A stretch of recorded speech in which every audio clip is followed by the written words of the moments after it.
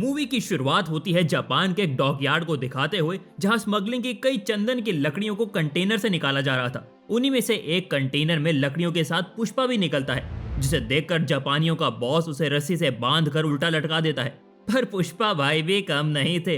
वो अपनी स्टाइल में रस्सी को काटकर बड़ी आसानी से आजाद हो जाता है और उन जापानियों से फाइट करने लगता है। दरअसल इन जापानियों ने चंदन की लकड़ी के बदले उन्हें पेमेंट नहीं किया था, इसीलिए वो कंटेनर में छुपकर यहाँ पर आ गया था। और तभी उसे गोली लगती है और वो पानी में डूब जाता है। और यहाँ हमें पता चलता है कि ये तो महज एक सपना था। खैर, कहानी आगे बढ़ती है और हम देखते हैं कि पुष्पा लाल चंदन की स्मगलिंग में बेताज बादशाह बना हुआ था, लेकिन उसका दुश्मन भंवर सिंह हमेशा उसे बदला लेने की फिराक में रहता है, क्योंकि पार्ट 1 में पुष्पा ने उसे खूब धोया था और वो एक मजदूर का भेष बनाकर लाल चंदन की कटाई में टीम में शामिल हो जाता है। फिर प्लान के मुताबिक उन्हें रंगे हाथों अरेस्ट कर लेता है। जब पुष्पा को इसकी खबर लगती है तो वो तो थाने पहुंच जाता है। इत्तेफाक से उस वक्त भंवर सिंह थाने में मौजूद नहीं था। पुष्पा आया तो था सिर्फ सीनू को छुड़वाने के लिए, क्योंकि कल उसकी शादी थी। लेकिन सभी मजदूरों के शरीर पर चोट के निशान देखकर वो बहुत अपसेट होता है और कहता है कि भंवर सिंह ने मेरे आदमियों पर हाथ उठाया है, समझो कि मुझ पर हाथ उठाया है। ये कहकर वो अपने सभी मजदूरों को ले जाने लगता है, जिस पर इंस्पेक्टर उसे रोकते हुए कहता है कि अगर आप सभी मजदूरों को ले गए तो हमारी नौकरी खतरे में पड़ जाएगी। ये सुनकर पुष्पा उससे कहता है कि तुम्हें रिटायरमेंट होने तक इस नौकरी से जितने पैसे मिलेंगे इतने पैसे मैं तुम्हें दूंगा, पर तुम्हें आज ही रिटायरमेंट लेना होगा। इस तरह वो पुलिस वालों को रिटायरमेंट करवा कर अपने सारे मजदूरों को अपने साथ ले जाता है। इधर भंवर सिंह जब थाने वापस लौटता है तो उसे वहां पर कोई भी नहीं दिखाई देता। वो समझ जाता है कि ये पुष्पा का ही किया घरा है। अगले दिन पुष्पा की पत्नी श्रीवल्ली पूजा करके मंदिर में जाती है, तो वहीं उसका सामना पुष्पा के सौतेले भाई मुरली से होता है, जो उन्हें नीचा दिखाने की कोशिश करता है, जबकि उसकी बेटी अपने चाचा चाचे के साथ अच्छे संबंध रखती है। अपने पिता के रोकने पर भी वो उनसे रिश्ता नहीं तोड़ती। पूजा के बाद पुष्पा अपने एक साथी सिद्धप्पा के साथ सीएम से मिलने जाने वाला था, जिस पर श्रीवल्ली उससे कहती है कि सीएम के साथ अपनी फोटो खिंचवा कर लाना, जिसे हम घर पर फ्रेम करवा कर रखेंगे ताकि आने जाने वालों पर अपना रौब पड़े। पुष्पा अपनी वाइफ से वादा तो कर लेता है, लेकिन जब सीएम से फोटो खिंचवाने की बात करता है तो सीएम ने न सिर्फ फोटो खिंचवाने से इनकार कर दिया, बल्कि उसकी बेइज्जती भी कर डाली थी। साथ ही उसकी वाइफ के बारे में उल्टी सीधे बातें भी कही थी, जिस पर पुष्पा को बहुत गुस्सा आता है और वो बाहर आकर सिद्धप्पा से पूछता है कि अगर तुम सीएम बन जाओ तो क्या मेरे साथ फोटो नहीं खिंचवाओगे? जिस पर वो कहता है कि मैं भला फोटो क्यों खिंचवाऊंगा, तुम मेरे भाई जैसे हो। अब पुष्पा सिद्धप्पा को सीएम बनाने की सोचता है, जिस पर वो उसे बताता है कि सीएम बनने के लिए कम से कम 100 करोड़ का खर्चा पड़ेगा। जिस पर पुष्पा कहता है कि तुम पैसों की फिक्र मत करो, मैं तुम्हें 500 करोड़ रुपए दूंगा, लेकिन तुम्हें किसी भी तरह सीएम बनना है। ये कहकर वो उसे सेंट्रल मिनिस्टर से मिलने के लिए भेज देता है। सिद्धप्पा उसे पूछता है कि इतने पैसों का इंतजाम होगा कैसे?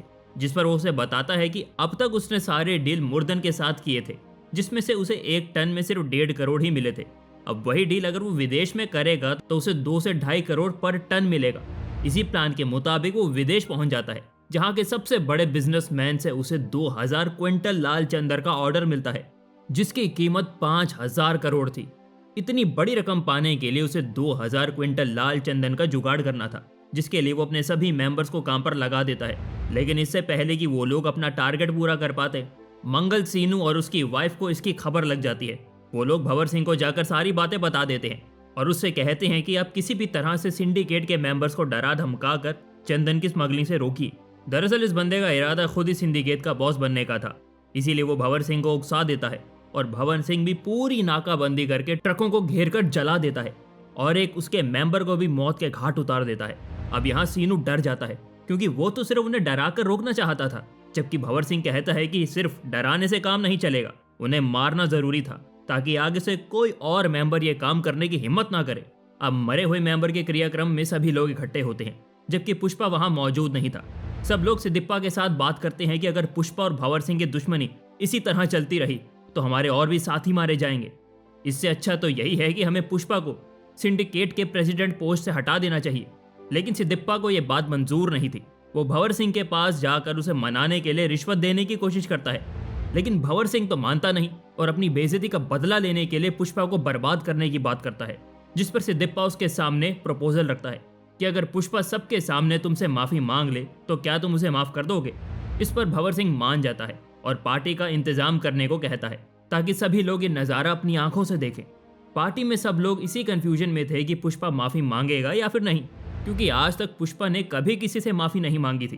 खैर, पार्टी के दौरान शराब के नशे में पुष्पा भंवर सिंह को सॉरी बोल देता है, जिससे भंवर सिंह खुशी से फूला नहीं समाता और उसकी आवाज को रिकॉर्ड करके बार बार सुनने लगता है।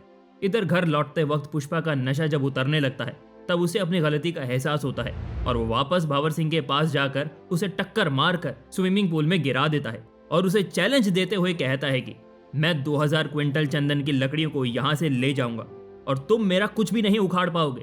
भंवर सिंह भी उसके चैलेंज को एक्सेप्ट कर लेता है और सभी रास्तों पर नाकाबंदी लगा देता है ताकि चंदन ले जाने वाले ट्रकों को रोक सके।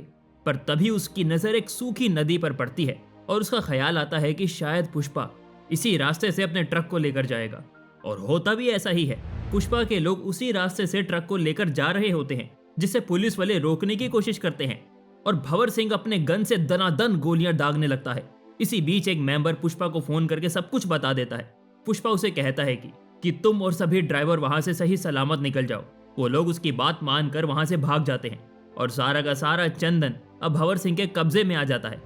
इस बड़ी कामयाबी पर भंवर सिंह, मंगल, सोनू और बाकी पुलिस वाले जश्न मना रहे होते हैं, पर जल्द ही उनकी खुशी मिट्टी में मिल जाती है, क्योंकि वो सारी की सारी लकड़ियां चंदन की नहीं बल्कि लाल रंग में रंगी हुई मामूली सी लकड़ियां थी। यानी इस बार भी पुष्पा ने ही उन तीनों को फूल बना दिया था। अगले दिन पुष्पा और उसकी पत्नी काली माँ के मंदिर में पूजा करने जाते हैं, तो वहां उसकी पत्नी को पता चलता है कि वो तो माँ बनने वाली है। इसी खुशी में पुष्पा काली माँ का रौद्र रूप धारण करके नृत्य करने लगता है। इसी बीच कुछ बदमाश पुष्पा की भतीजी कावेरी को छेड़ने लगते हैं, जिसे देखकर पुष्पा को गुस्सा आ जाता है और वो साक्षात काली माँ की तरह उनसे फाइट करने लगता है। इतने में मुरली वहां पर आ जाता है और उससे कहता है कि तुम चाहे जो कुछ भी कर लो, पर तुम्हें अपने बाप का नाम कभी नहीं मिलेगा और हमेशा तुम अवैध ही कहलाओगे।